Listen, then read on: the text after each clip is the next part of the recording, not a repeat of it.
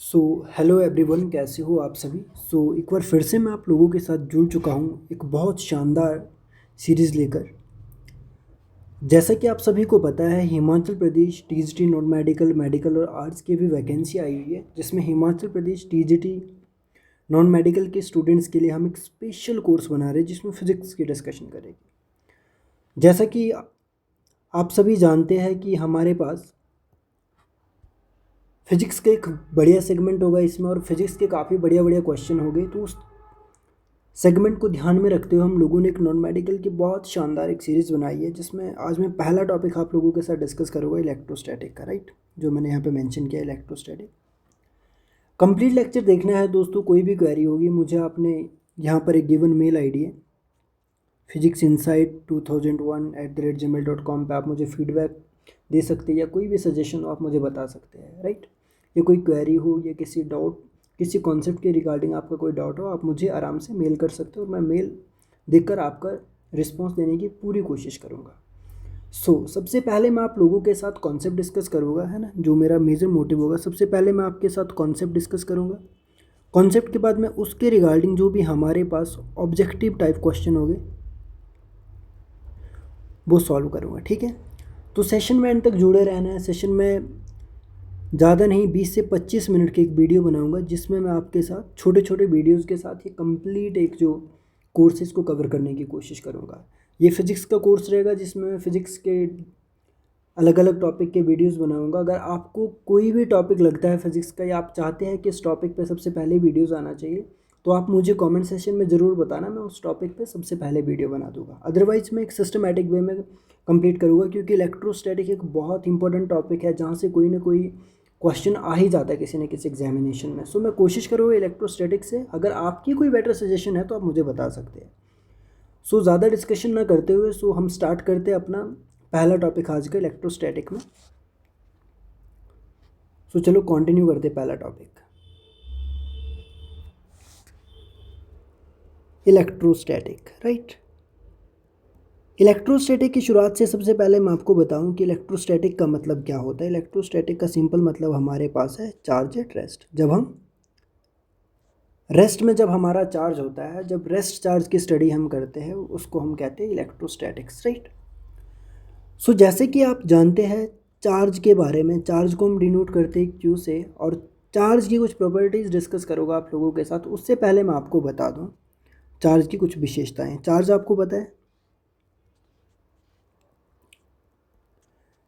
पहली कंडीशन, अगर चार्ज आपके पास रेस्ट में है, राइट, ये आपके पास चार्ज क्या है, रेस्ट में। और दूसरी कंडीशन है, जब चार्ज आपके पास मोशन में है, परंतु कैसे मोशन में, कांस्टेंट वेलोसिटी के साथ, कांस्टेंट वेलोसिटी के साथ। यहाँ से भी आपका ऑब्जेक्टिव क्वेश्चन बन सकता है, तो ध्यान से देखना। और तीसरी कंडीशन है, जो आपका चार्ज अगर एक्सेलरेट कर रहा हो,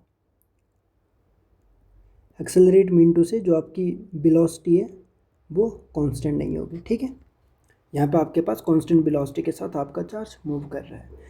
तो ऐसे केस में क्या होता है दोस्तों, जब हमारे पास चार्ज रेस्ट में होता है तो उस टाइम पे हमारे पास कौन सी फील्ड प्रोड्यूस होती है, उस केस में हमारे पास सिर्फ और सिर्फ इलेक्ट्रिक फील्ड प्रोड्यूस होती है, ओनली इलेक्ट्रिक फील्ड। जब हमारे पास चार्ज मोशन में होता है, इस कंडीशन में हमारे पास electric field and magnetic field, दोनों फील्ड हमारे पास प्रोड्यूस होती है। और जी तीसरी कंडीशन है, जहाँ पर हमारे पास चार्ज क्या हो रहा है, एक्सेलरेट हो रहा है, जहाँ पर कांस्टेंट वेलोसिटी के साथ मूव नहीं कर रहा है चार्ज, जो एक्सेलरेट हो रहा है, कभी वेलोसिटी ज़्यादा है कभी वेलोसिटी कम है, राइट। इस कंडीशन में हमारे पास electric and magnetic field produce तो होती ही है, और साथ में हमारे पास इलेक्ट्रोमैग्नेटिक वेव भी जनरेट होती है इस केस में, ठीक है। तो ये मैंने आपको कुछ चार्ज की स्पेशलिटी बताई कि चार्ज रेस्ट में है तो उस कंडीशन में क्या होगा, चार्ज मोशन में है तो उस कंडीशन में क्या होगा, और चार्ज एक्सेलरेट कर रहा है तो उस कंडीशन में क्या होगा। ये क्वेश्चन आपको आ सकता है कि if charge at rest, in that case which one field is produce. Option में आ सकता है both, electric field only, magnetic field, तो ये पता होना चाहिए, ठीक है ना। तो ये पहली बातें मैं आपके साथ डिस्कस कर चुका हूँ। नाउ अब आगे मूव करते हैं। ये कुछ 1 मार्क्स के क्वेश्चन है, इनको बाद में सॉल्व करेंगे, पहले हम कॉन्सेप्ट को जानेंगे, क्योंकि अगर हमारा कॉन्सेप्ट अगर हमें आएगा, कॉन्सेप्ट के ऊपर हमारी कमांड होगी, तो ये हम बहुत आसानी के साथ इनको सॉल्व कर सकते हैं। 1 मिनट। तो मुझे लगता है स्लाइड में मैंने जो बात की आपको ये समझ आई होगी। एंड नेक्स्ट मैं बात करूँगा अब इसके बाद।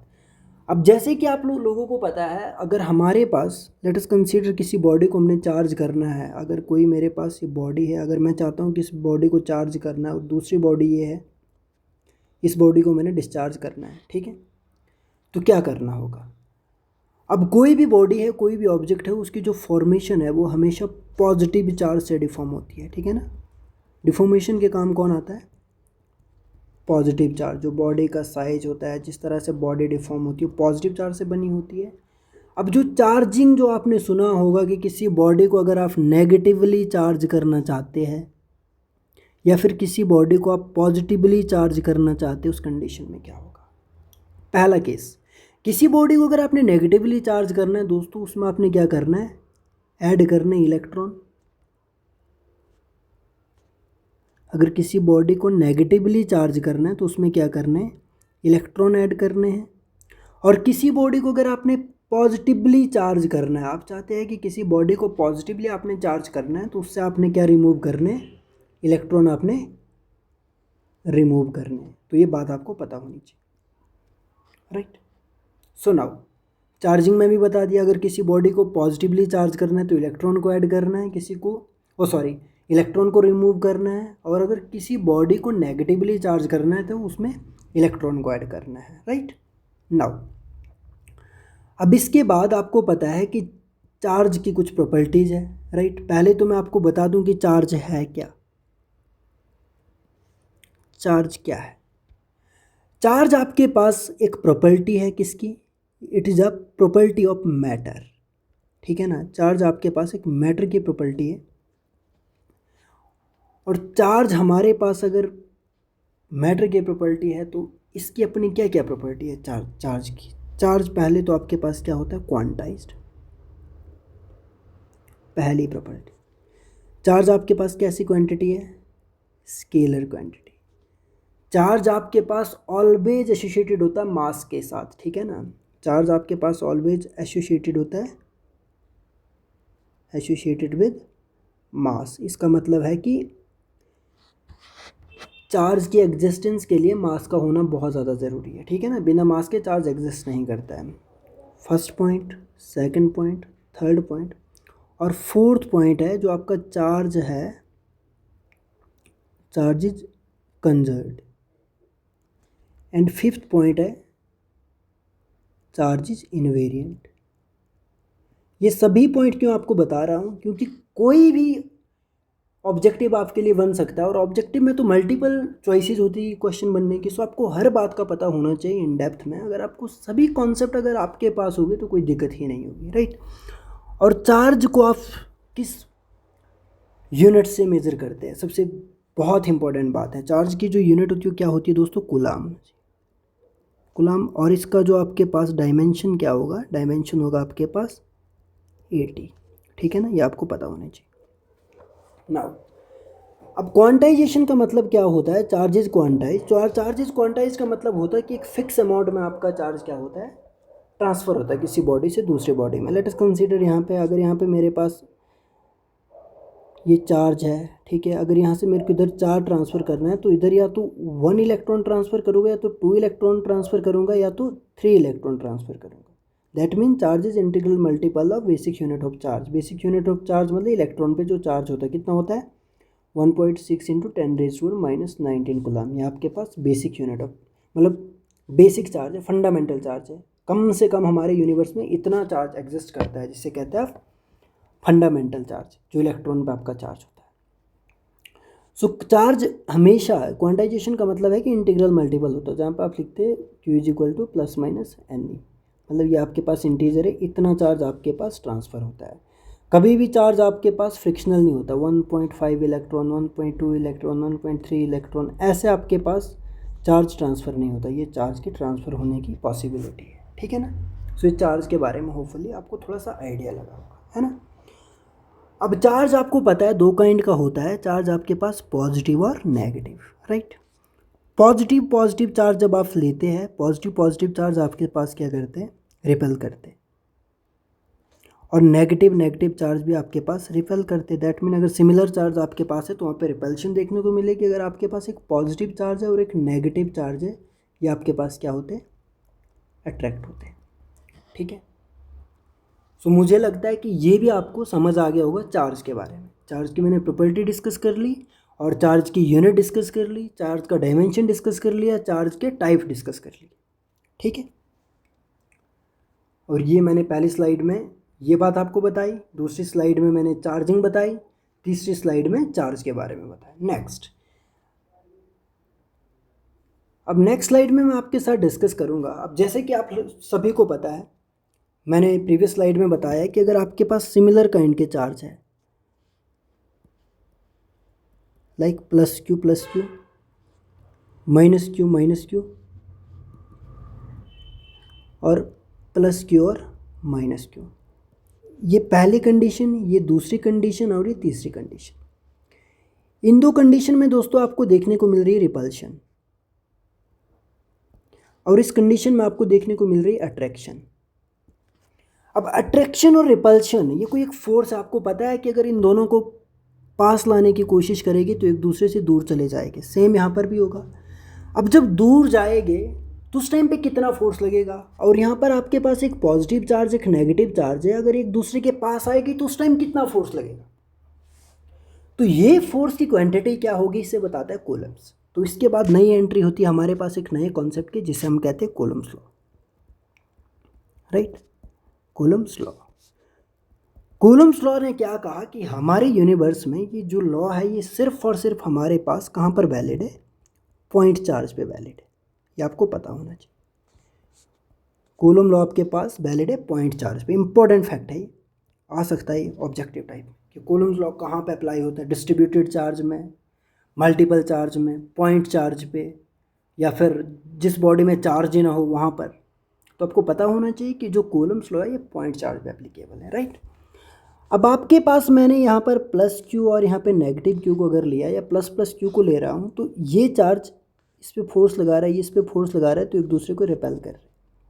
तो इस टाइम पे कितना फोर्स लगेगा उसे बताया है कूलम्ब्स लॉ ने। कूलम्ब्स लॉ कहता है कि F is directly proportional to charge one upon charge two. Charge one इसको कहा, चार्ज टू इसको कहा, कि जितना ज़्यादा चार्ज होगा उतना ज़्यादा फोर्स लगेगा। और अगर इन दो के बीच में एक कोई डिस्टेंस में आर कंसीडर कर देता हूँ तो F is inversely proportional to 1/r²। और जो फोर्स इन्वर्सली प्रोपोर्शनल है सेपरेशन बिटवीन टू चार्जेस के स्क्वायर के। तो ये हमारे पास क्या आ गया, ये हमारे पास आ गया कूलम्ब्स लॉ का रिलेशन। तो यहाँ से हमारे पास बनता है F is directly proportional to Q1 Q2 upon R का स्क्वायर, और ये बन गया हमारे पास F is equal to K Q1 Q2 upon R का स्क्वायर। राइट, ये हमारे पास कूलम्ब्स लॉ की, कूलम्ब्स लॉ का एक फॉर्मूला आया। कूलम्ब्स ने हमारे पास कुछ इस तरह का फाइनली एक फॉर्मूला प्रोवाइड करवाया। राइट, अब जैसे ही आप देख पा रहे हो कूलम्ब्स लॉ का जो फॉर्मूला है F is equal to K Q1 Q2 upon R का स्क्वायर। राइट, अब यहाँ पर दोस्तों जो के है ये आपके पास कांस्टेंट है, ये यूनिवर्सल कांस्टेंट नहीं है, ये डिपेंड करता है मीडियम पे। ठीक है ना, ये डिपेंड करता है आपके पास, डिपेंड्स ऑन मीडियम। राइट, और इस के की वैल्यू आपको बता दूं वो होती है 1/4πε0। जो ये ε0 है ये आपके पास परमिटिविटी, और अक्सर इस परमिटिविटी पे भी क्वेश्चन आता है दोस्तों, इसका डायमेंशन पूछा जाता है और इस परमिटिविटी का यूनिट पूछा जाता है, तो वो भी आपको पता होना चाहिए। अब इस वैल्यू को अगर यहाँ पे पुट करोगे आप, F is equal to 1/4πε0 charge 1 charge 2 upon R का स्क्वायर। अब ये ε0 का अगर आपको, जिसे आप परमिटिविटी कहते हैं, अगर इसकी आपको यूनिट और डायमेंशन फाइंड आउट करनी है तो ये आपको सॉल्व करना इधर चला जाएगा, और इस साइड आपके पास 1/f आएगा, चार्ज 1 चार्ज 2 अपॉन आर का स्क्वायर। कॉन्सेप्ट आपको पता होना चाहिए। ε0 का आपके पास यूनिट कुछ ऐसा बनेगा, ये आपके पास फोर्स है, फोर्स का न्यूटन होता है, ये चार्ज है, चार्ज का मैंने पहले बताया कुलाम, और ये आपके पास डिस्टेंस है, डिस्टेंस का मीटर स्क्वायर। तो यहाँ से सिंपली बन गया पर न्यूटन कुलाम का स्क्वायर, और ये मीटर का पर मीटर का स्क्वायर। राइट, ये आपके पास यूनिट आ गई किसकी, एप्सिलॉन की। तो एप्सिलॉन की यूनिट तो आ गई, डायमेंशन भी सिंपली यहीं से आपके पास फाइंड आउट हो जाएगा। इसका डायमेंशन क्या होगा, 1 अपॉन यहाँ पर फोर्स का आप लिख दो ml2 mlt-2, ठीक है ना,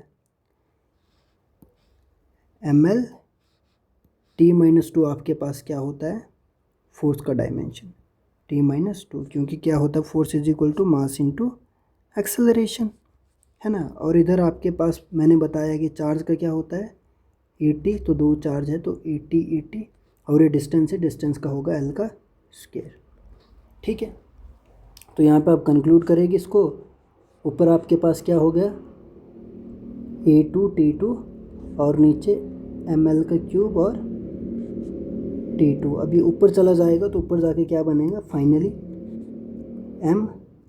l-3 m-1 और T ऊपर चले जाएगा तो T2 ऊपर है, यहाँ से भी ऊपर जाएगा 4 और ऊपर एक है A2। ये आपके पास क्या बन गया, डायमेंशन बन गया एप्सिलॉन का। सो ये भी आपको पता होना चाहिए क्योंकि इसके रिगार्डिंग भी क्वेश्चन आ सकता है, परमिटिविटी के रिगार्डिंग। इवन जे एडवांस में भी एक बार परमिटिविटी का यूनिट पूछा था। जे एडवांस एक बहुत बड़े लेवल का एग्ज़ाम, आपको पता है कि आफ्टर +2 IITs में एनरोल करने के लिए एडवांस का एग्ज़ाम होता है, तो उसमें भी पूछा गया था। तो कमीशन में ऐसे क्वेश्चन आने की प्रोबेबिलिटी बहुत ज़्यादा है। सो यहाँ तक कूलम्ब्स लॉ मैंने डिस्कस किया। अब कूलम्ब्स लॉ के बारे में कुछ बातें बताऊँगा कि कूलम्ब्स लॉ कब कब एप्लीकेबल है, ठीक है। कूलम्ब्स लॉ हमारे पास एप्लीकेबल है एक तो पॉइंट चार्जेज पे, जैसे कि ये चार्ज और ये चार्ज, ठीक है ना, ये दोनों पॉइंट चार्ज यहाँ पे पॉसिबल है। और दूसरा, अगर एक चार्ज हमारे पास रेस्ट में है और दूसरा चार्ज अगर हमारे पास मोशन में है, यहाँ पे पॉसिबल है। तीसरा, अगर हमारे पास Q1 और Q2 ये दोनों ही चार्ज अगर रेस्ट में है तो वहाँ पर भी पॉसिबल है।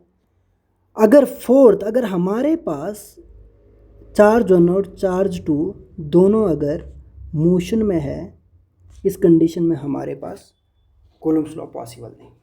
सो कूलम्ब्स लॉ के बारे में भी बता दिया, कूलम्ब्स लॉ कब पॉसिबल है कब पॉसिबल नहीं है। सो ये आपके ध्यान में होना चाहिए क्योंकि ये भी ऑब्जेक्टिव क्वेश्चन बन सकता है, राइट। सो नाउ अब यहाँ पर मैं आपके साथ जो अभी तक पढ़ाया इसके regarding multiple choice question discuss करूँगा, राइट। सबसे पहला मल्टीपल चॉइस क्वेश्चन दोस्तों यहाँ पर आपको दिखाई दे रहा है कि पहला क्वेश्चन यहाँ पर है कि when a body can be negatively charge, अगर किसी बॉडी को नेगेटिवली चार्ज अगर आपको करना है तो वहाँ पे क्या होगा। पहला ऑप्शन है giving excess of electron to it, दूसरा ऑप्शन है removing some electron from it, तीसरा ऑप्शन है giving some proton to it और removing some neutron from it. मैंने पहले आपको बताया जब भी आपको किसी बॉडी को चार्ज करना होता है दोस्तों, उस टाइम पे या तो आपको इलेक्ट्रॉन को ऐड करना है या तो इलेक्ट्रॉन को माइनस करना है। तो यहाँ पे क्या बोल रहा है, body can be negatively charge, तो वहाँ पे आपको क्या करना है, giving excess of electron to it. तो इसका आपके पास ऑप्शन नंबर फर्स्ट क्या होता है, राइट आंसर, ठीक है ना। तो इस तरह से आपके न्यूमेरिकल भी सॉल्व होते जाएंगे। अब देखो दूसरा क्वेश्चन। दूसरे क्वेश्चन में मैंने बताया था कि परमिटिविटी ऑफ फ्री स्पेस, जिसे परमिटिविटी कहते हैं एप्सिलॉन को, इसके यूनिट और डायमेंशन बहुत ज़्यादा ज़रूरी है। तो यहाँ पर आपके पास आ गया यूनिट ऑफ परमिटिविटी। तो यूनिट ऑफ परमिटिविटी का पहला आ गया आपके पास ऑप्शन ये, दूसरा ऑप्शन ये और तीसरा ऑप्शन है और फोर्थ ऑप्शन है। तो इसमें आपने यहाँ पे निकाल के रखिए परमिटिविटी c² पर न्यूटन और पर मीटर स्क्वायर। कौन सी आती है, ये वाली। ऑप्शन नंबर सी आपका मैच कर रहा है, एक बार कंफर्म कर लेते हैं। हाँ, तो ये आपके पास ऑप्शन नंबर सी क्या है, आंसर है। तो हो रहा है दोस्तों फ़ायदा, पहले कॉन्सेप्ट बता रहा हूँ फिर ऑब्जेक्टिव टाइप क्वेश्चन बता रहा हूँ। तो ऐसी इसी प्रोसेस के साथ हम इस सीरीज़ में कंप्लीट सारी बातें करेंगे, क्योंकि सारी बातें आपको तब पता चलेगी और सिस्टमेटिकली तब आप जानोगे सारी चीज़ें जब डेप्थ में हम पढ़ेंगे। ऐसे हवा में पढ़ने से तो सारी चीज़ें ख़राब हो जाएगी। अब एक नया क्वेश्चन आ गया कि which of the following is not property of electric field lines. अभी तो इलेक्ट्रिक फील्ड लाइन्स के बारे में पढ़ा ही नहीं है, तो ये तो आपको नहीं पता होगा। और Gauss law is valid for, ये भी नहीं पढ़ा है, तो ये भी पता नहीं होगा। पर फॉर योर काइंड इन्फॉर्मेशन, इस टॉपिक को मैं आगे कवर करूँगा तो उस टाइम पे बता दूंगा, पर यहाँ पे अगर बात आई गई है तो बता देता हूँ। अब आपके पास इन्होंने क्या बोला, विच of the following is not the property of electric field line. सबसे पहले जानना है कि इलेक्ट्रिक फील्ड लाइन की प्रॉपर्टी क्या होती है। पहले तो इलेक्ट्रिक फील्ड लाइन है क्या, ठीक है दोस्तों। आपके पास अगर कोई पॉजिटिव चार्ज है, कोई नेगेटिव चार्ज है, तो दोनों चार्ज के पास क्या होती है, इलेक्ट्रिक फील्ड होती है। इस इलेक्ट्रिक फील्ड का पता हम कैसे लगा, सबसे पहले हमने क्यू नॉट, एक टेस्ट चार्ज हमारे पास होता है, जब हमने एक पॉजिटिव और एक नेगेटिव चार्ज की सराउंडिंग में बिहाइंड हमने इस चार्ज को लाया, तो इस चार्ज को जैसे हमने इसके सराउंडिंग में लाया, तो जिस टाइम पे ये जो हमारे पास टेस्ट चार्ज है, इस टेस्ट चार्ज को, ये कैसा होता है, ये बहुत छोटा होता है, वेरी स्मॉल चार्ज होता है, और ये ऑलवेज पॉजिटिव होता है। इससे इलेक्ट्रिक फील्ड प्रोड्यूस नहीं होती क्योंकि बहुत ज़्यादा छोटा होता है। इसलिए जब इस टेस्ट चार्ज को पॉजिटिव चार्ज के इन्फ्लुएंस में हमने लाया, तो उस टाइम पे क्या हुआ कि इसको बाहर को डिस्प्लेस किया पॉजिटिव चार्ज ने, राइट। और जब नेगेटिव चार्ज के इन्फ्लुएंस में इसको लाया, तो नेगेटिव चार्ज ने इसको क्या किया, अट्रैक्ट किया। तो यहाँ से हमें एक बात पता चली कि पॉजिटिव चार्ज के बिहाइंड मतलब उसके सराउंडिंग में एक ऐसी फील्ड होती है जो कि किसी टेस्ट चार्ज को या किसी चार्ज को बाहर की तरफ रिपेल करती है और पॉजिटिव चार्ज को ये अट्रैक्ट करती है, ठीक है ना। अगर नेगेटिव चार्ज के सराउंडिंग में अगर हम ये लेके चले जाएंगे तो उसको अट्रैक्ट करती है और पॉजिटिव चार्ज को रिपेल करती है। तो यहाँ से पता चला कि ये इलेक्ट्रिक फील्ड है। अब जो इलेक्ट्रिक फील्ड की जो ये लाइन्स है दोस्तों, इलेक्ट्रिक फील्ड की जो लाइन्स है, इनकी रेंज कहाँ तक है, इनकी रेंज होती है दोस्तों इन्फिनिटी तक। कहाँ तक होती है, इन्फिनिटी तक। अब यहाँ पे देखना है इनकी कुछ प्रॉपर्टीज़ होती है, ठीक है। सो इन प्रॉपर्टी पे यहाँ पे ये क्वेश्चन बना हुआ है, तो अगर आपको प्रॉपर्टी आएगी तो आप आराम से क्वेश्चन को टैकल कर पाओगे। पहली प्रॉपर्टी, जो इलेक्ट्रिक फील्ड लाइन है दोस्तों, पॉजिटिव चार्ज से क्रिएट होती है, ठीक है। दूसरी प्रॉपर्टी है, ये नेगेटिव चार्ज के अंदर एंटर होती है, ठीक है। पहली बात समझ आ गई। दूसरी प्रॉपर्टी क्या है दोस्तों, जो आपके पास इलेक्ट्रिक फील्ड लाइन होती है, ये कभी भी ऐसे दो इलेक्ट्रिक फील्ड लाइन ऐसे क्रॉस नहीं करती। ये क्रॉस इसलिए नहीं करती, अगर यहाँ पे क्रॉस करेगी तो एक पॉइंट से हमारे पास दो डायरेक्शन यहाँ पे बन रही है, परंतु दो डायरेक्शन एक पॉइंट से कभी भी पॉसिबल नहीं है। ये आप सभी बहुत अच्छे से जानते हैं। तो दो प्रॉपर्टी। और तीसरी प्रॉपर्टी हमारे पास जो मैंने पहले बता दी कि जो इनकी रेंज होती है इन्फिनिटी तक रेंज होती है, ठीक है। और फोर्थ प्रॉपर्टी हमारे पास इलेक्ट्रिक फील्ड की ये है कि अगर ये अपनी जिस लोकेशन पे हमारे पास चार्ज होता है, उस लोकेशन पे हमारे पास इलेक्ट्रिक फील्ड डिफाइन नहीं होती, ठीक है। तो चार प्रॉपर्टीज़ हमने पढ़ ली।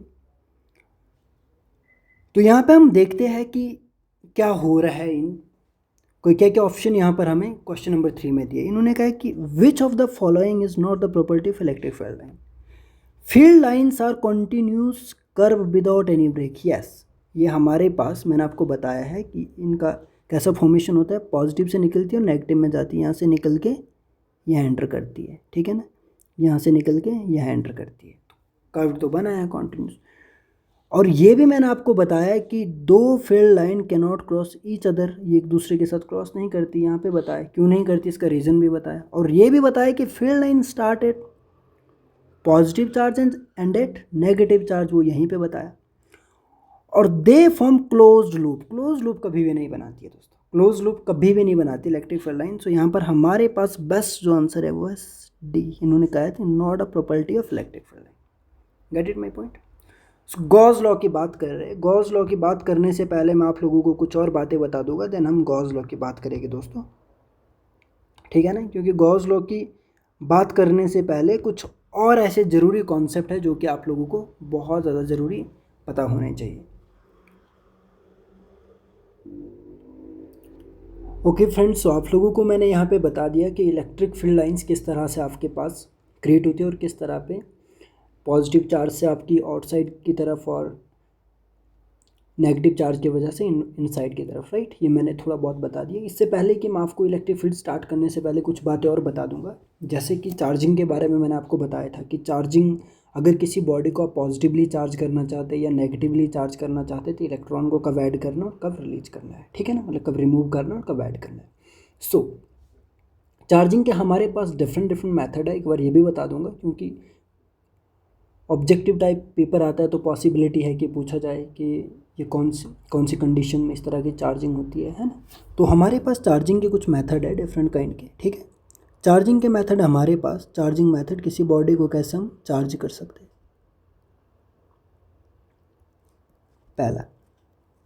पहला मेथड है हमारा कंडक्शन, दूसरा मेथड है हमारे पास इंडक्शन, और तीसरा मेथड है हमारे पास फ्रिक्शन।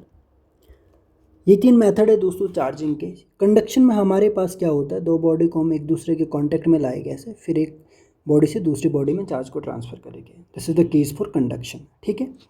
और इंडक्शन के केस में क्या होता है, इंडक्शन में जिस बॉडी को हमने चार्ज करना होता है उस बॉडी को हम बिल्कुल दूर रखते हैं और विदाउट कांटेक्ट हम दोनों बॉडी को लाए क्या करते, किसी दूसरी बॉडी को चार्ज करते, उससे कहते हैं चार्जिंग बाय इंडक्शन। लाइक इस बॉडी में नेगेटिव और पॉजिटिव चार्ज दोनों है, यहाँ पर मैंने एक मेरे पास है न्यूट्रल बॉडी, अगर इसके अंदर मैंने चार्ज इंसर्ट करना है तो यहाँ पर मैंने क्या करना है कि इसके साथ अगर मैं इसको बिना कांटेक्ट के रखूँगा तो भी इसमें चार्ज ट्रांसफ़र हो जाए, वो हमारे पास इंडक्शन का केस होता है। फ्रिक्शन में तो आपको पता ही है कि हमारे पास दो बॉडी है, दोनों बॉडी को रब करके जब हमारे पास चार्ज ट्रांसफ़र होता है तो वो कंडीशन हमारे पास फ्रिक्शन की होती है। ये 3 मेथड है हमारे पास चार्जिंग के, राइट।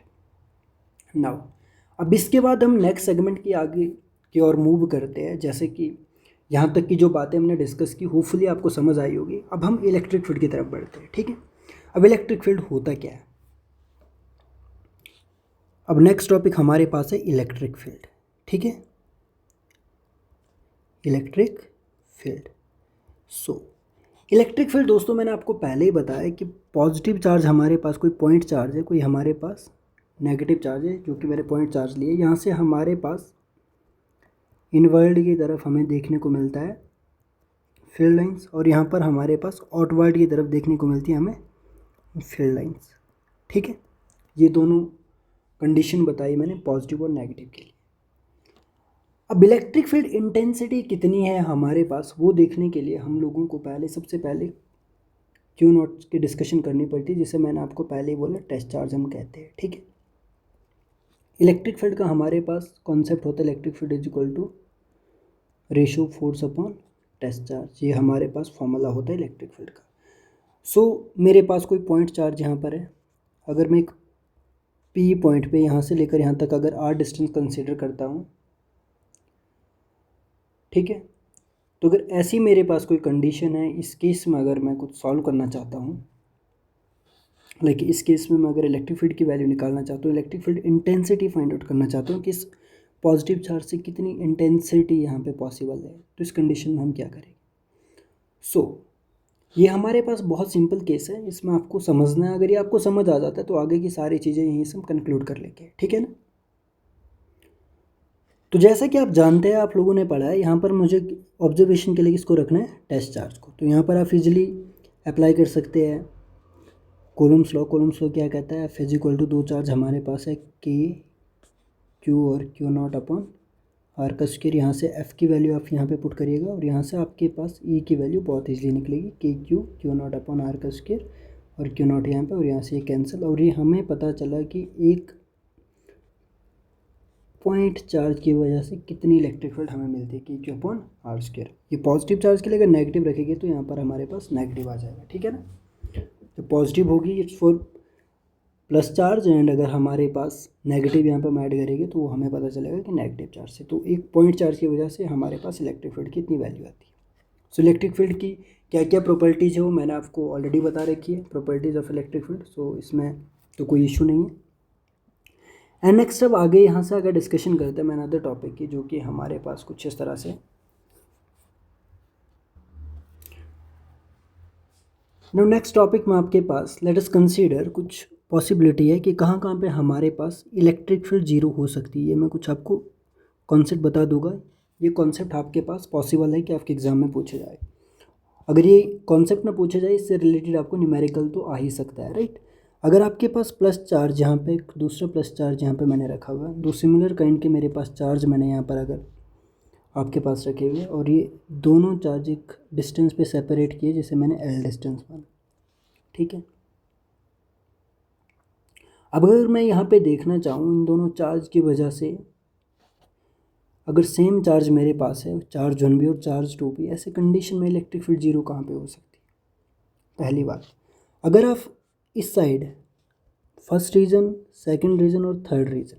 थर्ड रीज़न में अगर आप देखना चाहोगे कि यहाँ पर इलेक्ट्रिक फील्ड की वैल्यू जीरो होने की पॉसिबिलिटी है या नहीं, बिल्कुल भी नहीं। यहाँ पर प्लस चार्ज है, अगर यहाँ कहीं बाहर आप देखना चाहो, कहीं पर आप क्यू नॉट अगर रखते हो तो क्या हो जाएगा, 2 की वजह से भी इधर जाएगा और 1 की वजह से भी इधर जाएगा, तो जीरो होने की पॉसिबिलिटी बिल्कुल भी नहीं है। इस साइड भी कुछ सेम कंडीशन होगी, परंतु यहाँ पर अगर कहीं आप देखोगे तो एक इस तरफ धकेलेगा, एक इस तरफ धकेलेगा। अगर दोनों चार्ज सेम हो, दोनों चार्ज का मैग्नीट्यूड सेम हो, तो सेंटर पे L/2 पॉइंट पे हमारे पास इलेक्ट्रिक फील्ड क्या हो जाएगी, जीरो होगी। ठीक है, क्योंकि इस तरह का क्वेश्चन आपको आ सकता है, सो इसलिए आप इस चीज़ का विशेष ध्यान रखें। ठीक है, दूसरी कंडीशन, अगर यहाँ पे प्लस क्यू है और इधर आपके पास +4Q है, चार्ज सेम है पर मैग्नीट्यूड अभी डिफरेंट कर दिया है। इस कंडीशन में अब आपको, मुझे लगता है कि सीधे सीधे पता लग चुका है कि इस कंडीशन में भी आपके पास सिमिलर कंडीशन होगी, इन दोनों चार्जेस के बीच में इलेक्ट्रिक फील्ड जीरो होगी, परंतु जो स्मॉल चार्ज है उसके नियर बाई किसी पॉइंट पे आपके पास इलेक्ट्रिक फील्ड जीरो होगी। ठीक है ना, तो ये आपको आइडिया होना चाहिए इस बात का, क्योंकि ये मैं आपको इसलिए बता रहा हूँ कि ये बहुत ज़्यादा ज़रूरी है आपके एग्जाम पॉइंट ऑफ व्यू से। और किस पॉइंट पे आपके पास ये जीरो होगी, उसकी वैल्यू क्या आएगी, उसके लिए मैं आपको नॉर्मली एक फॉर्मूला बता दूंगा, वो आप याद रखें। जब आपके पास ऐसी कंडीशन हो, दोनों आपके पास सेम चार्ज हो, तो ये तो अगर सेम मैग्नीट्यूड के है दोनों, तो उस टाइम पे तो बिल्कुल सेंटर पे आपके पास क्या आएगी, इलेक्ट्रिक फील्ड की वैल्यू जीरो आएगी। अगर इस तरह वेरिएबल आपके पास है पर सेम चार्ज है, तो उस कंडीशन में एक्स की वैल्यू किस पॉइंट पर आपके पास इलेक्ट्रिक फील्ड की वैल्यू जीरो होगी, तो आपके पास formula X is equal to √Q1 upon √Q2 plus √Q1 multiply by L। ये फार्मूला आपने यूज़ करना, जो यहाँ पे Q1 जो चार्ज है ये हमारे पास स्मॉलर चार्ज को रिप्रेजेंट करता है, स्मॉलर चार्ज मीन टू से यहाँ पे Q, राइट। एंड सेम इस स्लाइड में आप ये समझ चुके हैं। अब हमारे पास अगर कंडीशन चेंज हो जाती है, अगर हम यहाँ पर देखना चाहते हैं कि इलेक्ट्रिक फील्ड कब जीरो होगी, अगर हमारे पास एक चार्ज पॉजिटिव हो और एक चार्ज हमारे पास नेगेटिव हो, अगर इसको किसी L डिस्टेंस पे सेपरेट किया जाए, राइट, ऐसा भी पॉसिबल है। तो इस कंडीशन में आपको ये बात पता होनी चाहिए कि अगर ये मेरे पास पहला रीज़न, ये दूसरा रीज़न है और ये तीसरा रीज़न है, इस कंडीशन में सेंटर में तो बिल्कुल भी पॉसिबल नहीं है, क्योंकि अगर यहाँ कहीं मैं टेस्ट चार्ज रखूँगा तो ये अपनी तरफ अट्रैक्ट करेगा और ये भी इस तरफ भेज देगा, और इस कंडीशन में भी ऐसा ही होगा। इसमें हमारे पास पॉसिबिलिटी है या तो यहाँ पे जीरो हो सकती है, और या फिर रीज़न 1 में जीरो हो सकती है इलेक्ट्रिक फील्ड की वैल्यू। ठीक है, तो इस कंडीशन में हमारे पास कुछ ये पॉसिबिलिटी, तो यहाँ पर हमारे पास क्या होगा, यहाँ पर हमारे पास अगर हमें इलेक्ट्रिक फील्ड की वैल्यू जीरो फाइंड आउट किस पॉइंट पे है ऐसा पता करना है पॉइंट के बारे में, तो उस कंडीशन में हमारे पास एक्स की वैल्यू निकालने के लिए जो फार्मूला है √Q1 √Q2 minus √Q1, so similar formula है। तो यहाँ पे जो हमारे पास ये Q1 है, ये स्मॉलर चार्ज है यहाँ पर भी। ठीक है ना, ये मैंने आपको बता दिया, क्योंकि ये ऑब्जेक्टिव टाइप के क्वेश्चन में पॉसिबिलिटी इस तरह के क्वेश्चन आने की। अब एक नई बात बता दूंगा जो कि आप लोगों को बहुत ज़रूरी पता होनी चाहिए। प्लॉट जब आपसे पूछे जाते हैं अलग अलग चार्जेस के लिए, कि प्लस चार्ज के लिए प्लॉट क्या होगा, नेगेटिव चार्ज के लिए प्लॉट क्या होगा, अगर 2 पॉजिटिव चार्ज होगी तो उसके लिए प्लॉट क्या बनेगा, क्योंकि ग्राफ्स की काफ़ी कहानी है यहाँ पे। ठीक है ना, जैसे कि इलेक्ट्रिक फील्ड के आप अगर यहाँ पे देख पा रहे हो, कहाँ पे बताया मैंने, हाँ, इलेक्ट्रिक फील्ड इंटेंसिटी का ये मैंने आपको कॉन्सेप्ट बताया कि E is equal to KQ/R²। तो जो हमारी इलेक्ट्रिक फील्ड है ये इन्वर्स के लॉ को फॉलो कर रही है। इन्वर्स के लॉ के लिए तो आपको पता ही है कि आपके पास कुछ इस तरह का ग्राफ बनता है ना।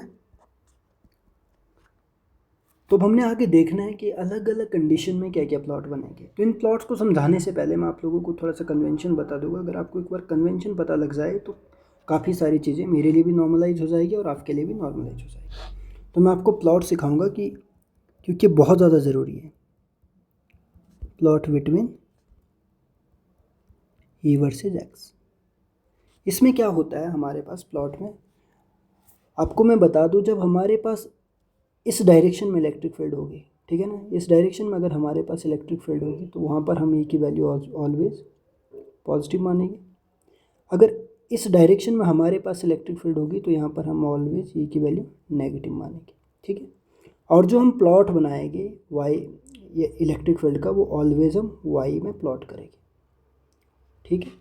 जैसे कि अगर ई की पॉजिटिव वैल्यू आएगी तो इस डायरेक्शन में हम प्लॉट बनाएंगे, ई की नेगेटिव वैल्यू आएगी तो हम इस डायरेक्शन में प्लॉट बनाएंगे, मतलब बनाएंगे वाई पे, ये माइनस वाई पे और प्लस वाई पे हम प्लॉट बनाएंगे, है ना।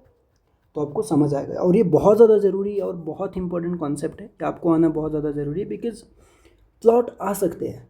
मेनली बहुत ज़्यादा फोकस रहता है हर एक एग्ज़ाम में एग्जामिनर का कि किस तरह से स्टूडेंट इन प्लॉट्स को डिराइव करते हैं, और इन प्लॉट्स से बहुत सारी चीज़ें डिस्क्राइब होती है, काफ़ी सारे कॉन्सेप्ट इन प्लॉट से बनते हैं।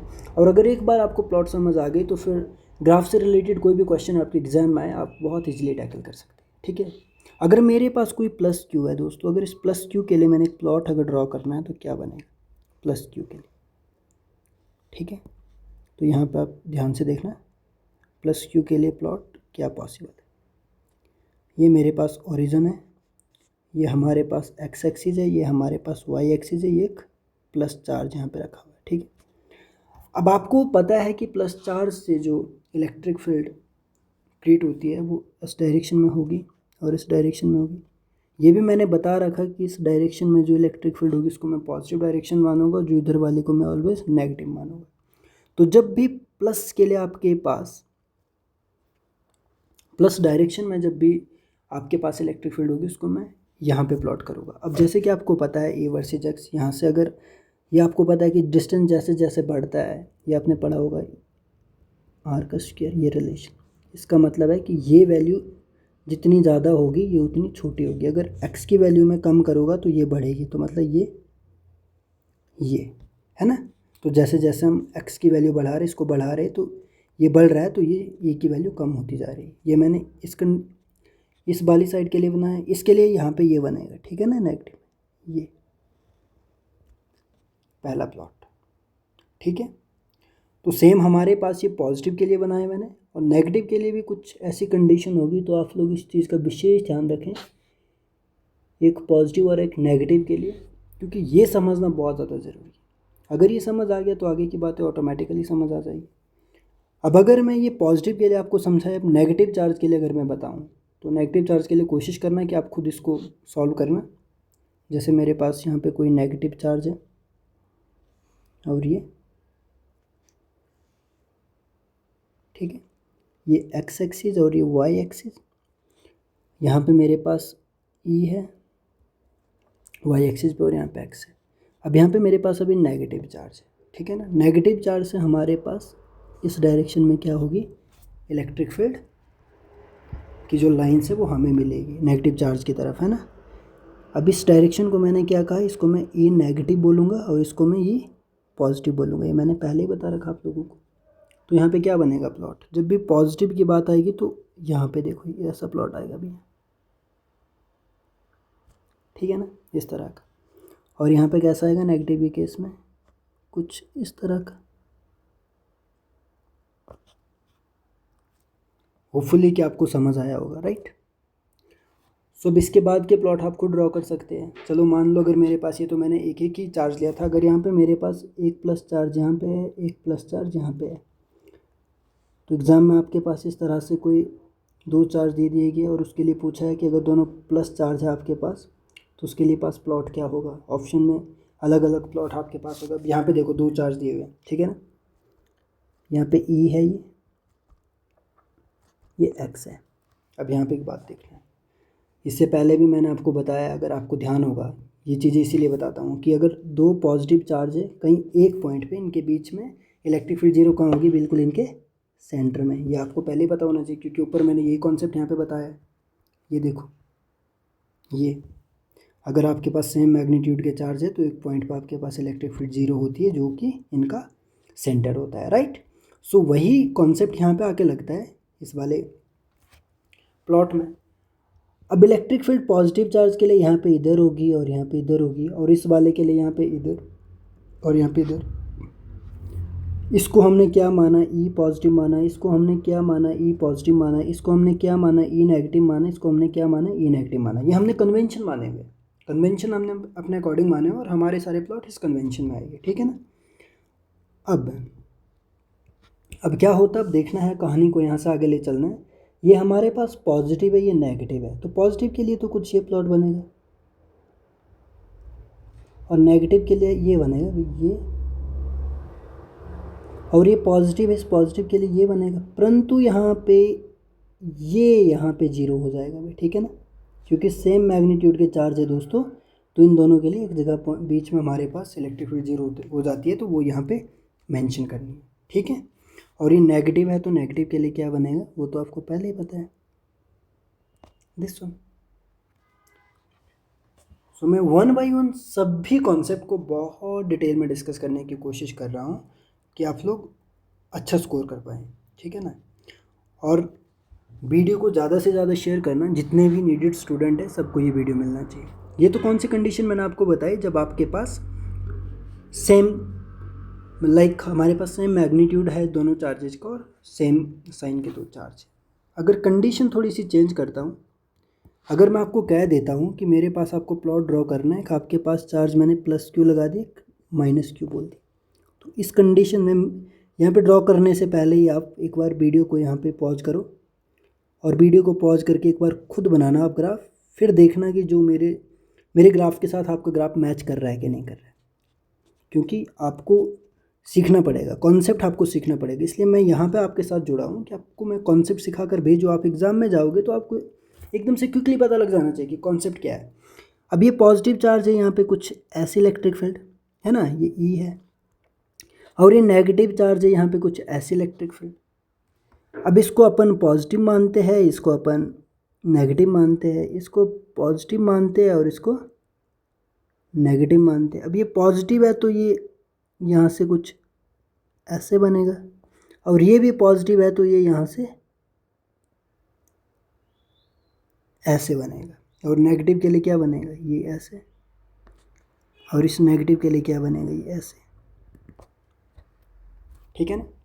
सो मुझे लगता है ये भी आपको समझ आ गया ये प्लॉट। अब नेक्स्ट इसके बाद मैं थोड़ी सी चीज़ें बदलूँ तो आप इस चीज़ के लिए, अब आप लोग नेक्स्ट वाला खुद करना। अगर मेरे पास, एक मिनट, इसको मैं थोड़ा सा रिसाइज करता हूँ तो अलग स्लाइड पे नहीं जाऊँगा, यहीं पे बात आपको समझा दूँगा।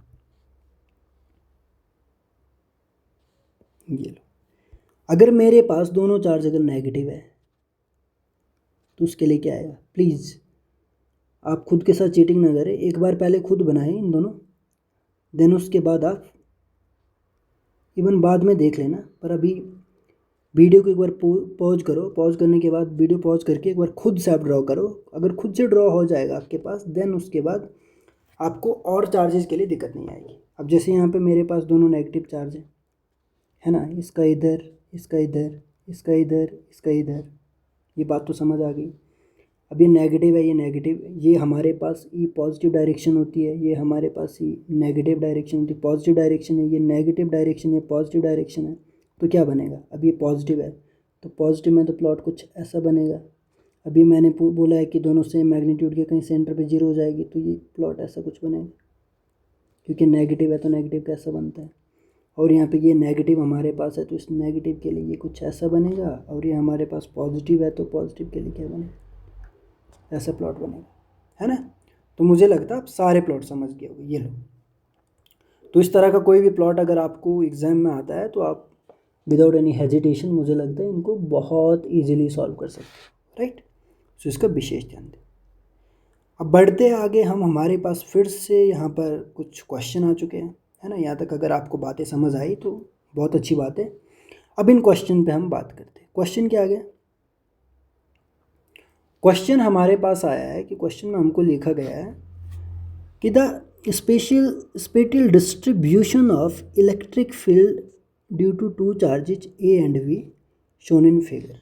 अब ए चार्ज है और बी चार्ज है, यहाँ पर आपको सीधे सीधे पता लग गया कि ए चार्ज से बाहर की तरफ क्रिएट हो रही है आपकी इलेक्ट्रिक फील्ड, तो ए चार्ज आपके पास क्या है, पॉजिटिव चार्ज, और बी चार्ज इसके अंदर जा रही है कैसा आपके पास, नेगेटिव चार्ज।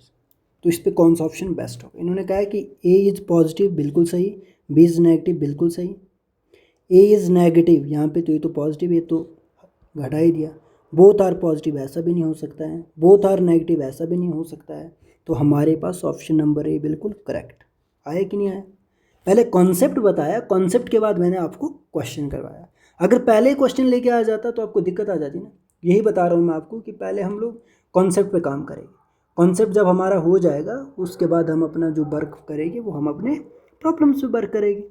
अब नेक्स्ट क्वेश्चन आया है कि when air is replaced by a medium dielectric constant K, the force of attraction between two charges separated by R. ये आपका कूलम्ब्स लॉ का क्वेश्चन आ गया।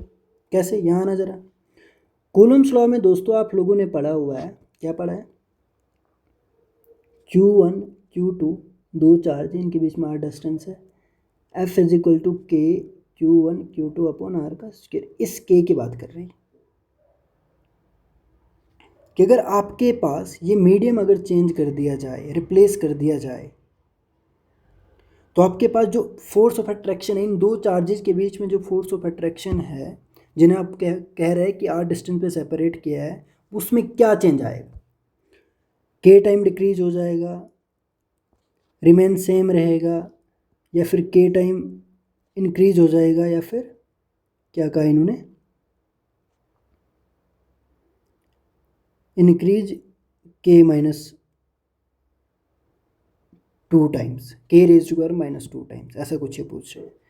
अब ये सोचो इसमें क्या पॉसिबल है। ज़रा 2 मिनट आप अपना दिमाग लगाओ। अपना दिमाग लगाने के बाद सोचो कि क्या हो सकता है, कैसी पॉसिबिलिटी है, क्या आएगा इसका बेस्ट आंसर। क्योंकि आपने एग्ज़ाम देना है, आपको अपना दिमाग दौड़ाना है, आपके दिमाग से ये सारे क्वेश्चन सॉल्व होना बहुत ज़्यादा ज़रूरी है। तो क्या लगता है आपको इसका बेस्ट आंसर क्या होगा? क्या सोच पा रहे हो आप?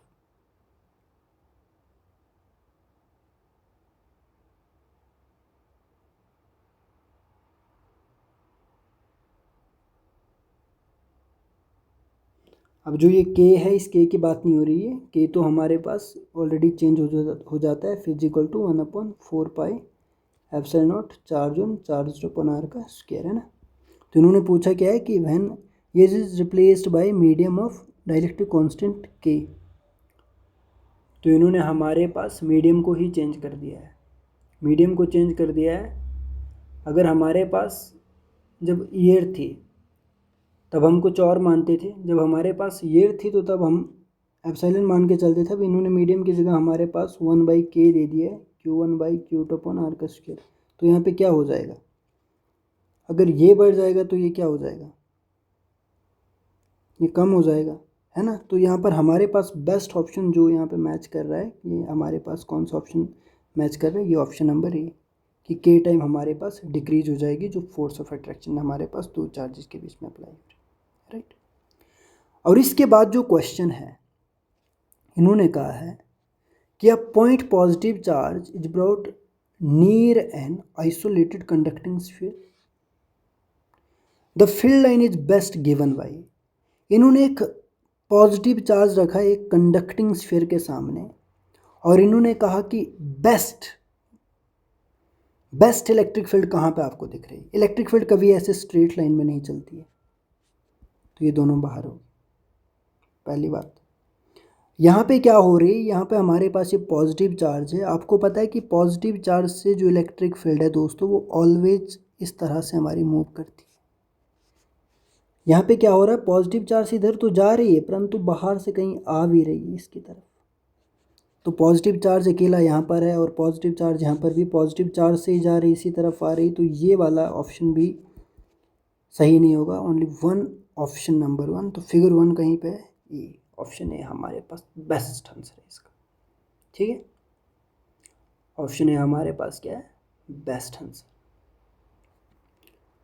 तो ये मैंने आपको बताया।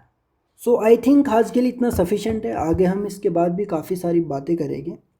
तो अभी तक मैंने 6-7 क्वेश्चन डिस्कस किए, और इसके रिगार्डिंग जितने भी कॉन्सेप्ट आपके साथ डिस्कस किए, आप सभी को समझ आने चाहिए। आप हमारे साथ बने रहिएगा।